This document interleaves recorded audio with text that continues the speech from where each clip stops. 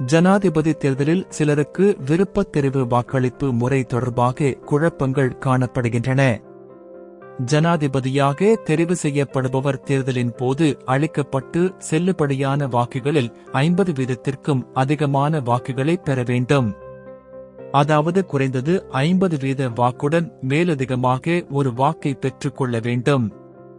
இவ்வாறான நிலைமையில் எந்தவொரு வேட்பாளருக்கும் 50% விடவும் அதிகமான வாக்குகள் கிடைக்காது போகும் பட்சத்தில் மீண்டும் தேர்தலை நடத்தாது அந்த பிரச்சினைக்கு தீர்வு காணும் வகையிலேயே இந்த விருப்பத் தெரிவு முறைமை பின்பற்றப்படுகின்றது. குறிப்பாக இம்முறை ஜனாதிபதி தேர்தலில் 39 வேட்பாளர்கள் வரையில் போட்டியிடும் நிலையில் எந்தவொரு வேட்பாளருக்கும் 50%க்கும் அதிகமான வாக்குகள் கிடைக்காது அடுத்த கட்டமாக விருப்பு வாக்குகளை எண்ணும் நிலைமை ஏற்படலாம் என எதிர்பார்க்கப்படுகின்றது. தேர்தலில் இ, பி, சி, டி மற்றும் இ என்ற வேட்பாளர்கள் போட்டியிடுவதாக எடுத்துக்கொண்டால் அவர்களில் ஒருவரை தெரிவு செய்வதற்காக அளிக்கப்பட்டுள்ள வாக்குகளில் 100 வாக்குகள் செல்லுபடியான வாக்குகளாக கருதுவோம். இதன்படி இ 40, பி 35, சி 15, டி 6, இ 4 என்ற அடிப்படையில் வாக்குகளை பெற்றுக் கொண்டுள்ளனர் என்று வைத்துக் கொள்வோம். இவர்கள் பெற்றுக்கொண்ட வாக்குகளுக்கமைய எவரும் 50% வாக்குகளை பெற்றுக்கொள்ளவில்லை. இதனால் விருப்ப வாக்குகளை எண்ண வேண்டிய தேவை ஏற்பட்டுள்ளது. இதன்போது முதல் 2 இடங்களை வகிப்பவர்களை தவிர்த்து மற்றையவர்கள் போட்டியிலிருந்து விலக்கப்பட்டவர்களாக கருதப்படுவர்.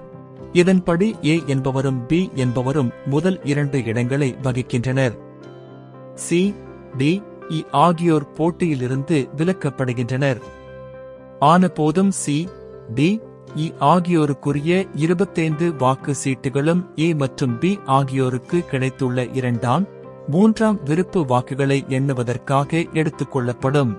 இவ்வேளையில் முதல் 2 இடங்களை பெற்ற ஏ என்பவருக்கும் பி என்பவரினதும் முதலில் எண்ணப்பட்ட வாக்குச்சீட்டுகள் மீண்டும் எண்ணுவதற்கு எடுத்துக் கொள்ளப்படாது. அத்துடன் அந்த வாக்கு சீட்டுகளில் காணப்படும் விருப்பு வாக்குகளும் கவனத்தில் எடுத்துக் கொள்ளப்பட மாட்டாது. இதனைத் தொடர்ந்து 15 வாக்குகளை பெற்றுக் கொண்டுள்ள டி என்பவரின் வாக்குச்சீட்டுகள் அனைத்தும் பரிசீலிக்கப்படும்.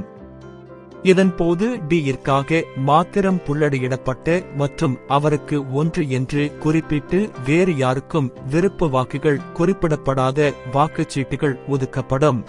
இதன் பின்னர் சிக்கு 1 எனவும் இ அல்லது பிக்கு 2 எனவும் விருப்பு வாக்கு வழங்கப்பட்டிருக்குமாயின் இவுக்குரிய வாக்கு சீட்டு அதற்குரிய பெட்டியிலும் பிக்குரிய வாக்கு சீட்டு அதற்குரிய பெட்டியிலும் போடப்படும். இதேவேளை சிக்கு 1 என குறிப்பிடப்பட்டுள்ள வாக்கு சீட்டில் 2வது விருப்பு வாக்கு டிக்கோ அல்லது இக்கோ குறிப்பிடப்பட்டிருந்தால் 3வது விருப்பு வாக்கு அதில் குறிப்பிடப்பட்டுள்ளதா என ஆராயப்படும். அவ்வாறாக 3வது விருப்பு வாக்கு ஏவுக்கோ அல்லது பிக்கோ குறிப்பிடப்பட்டிருந்தால் அந்த வாக்கு சீட்டு இ அல்லது பிற்காக ஒதுக்கப்பட்டுள்ள குறித்த பெட்டியினுள் போடப்படும். எனினும் அந்த வாக்கு சீட்டில் 2வது விருப்பு வாக்கு டிக்கும் 3வது விருப்பு வாக்கு ஈக்கும் குறிப்பிடப்பட்டிருந்தால் அது கவனத்தில் எடுத்துக் கொள்ளப்படாது ஒதுக்கி வைக்கப்படும். இதேவேளை டி மற்றும் இ ஆகியோருக்குரிய வாக்குச்சீட்டுகளும் ஆராயப்பட்டு இ அல்லது பிக்கு 2 மற்றும் 3ஆம் விருப்பு வாக்குகள் குறிப்பிடப்பட்டிருந்தால் அதற்குரிய பெட்டிகளுக்குள் போடப்படும். இவ்வாறாகவே சி, டி, இக்குரிய 25 வாக்குகளும் எண்ணப்பட்டு ஏ மற்றும் பி குரிய விருப்பு வாக்குகள் ஆராயப்படும்.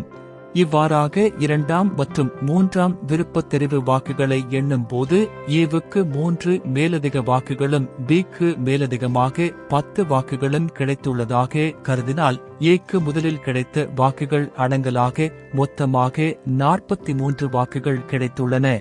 அதேபோன்று பிக்கு 45 வாக்குகள் கிடைத்துள்ளன. இதன்படி தற்போது 88 வாக்குகள் செல்லுபடியான வாக்குகளாக இருக்கின்ற நிலையில் அவற்றில் அதிக வாக்குகளை பெற்ற பி என்பவர் வெற்றி பெற்றவராக கருதப்படுவார். இதேவேளை 2ஆம் மற்றும் 3ஆம் விருப்பத் தெரிவு வாக்கு எண்ணும் நடவடிக்கையின் பின்னர் ஏ என்பவரும் பி என்பவரும் சமமான வாக்குகளை பெற்றுக் கொள்வார்களாக இருந்தால் தேர்தல்கள் ஆணைக்குழுவினால் திருவுளச்சீட்டு மூலம் மேலதிக வாக்கொன்றை வேட்பாளர் ஒருவருடன் இணைத்து அவரை வெற்றி பெற்றவராக அறிவிக்க நடவடிக்கை எடுக்கப்படும்.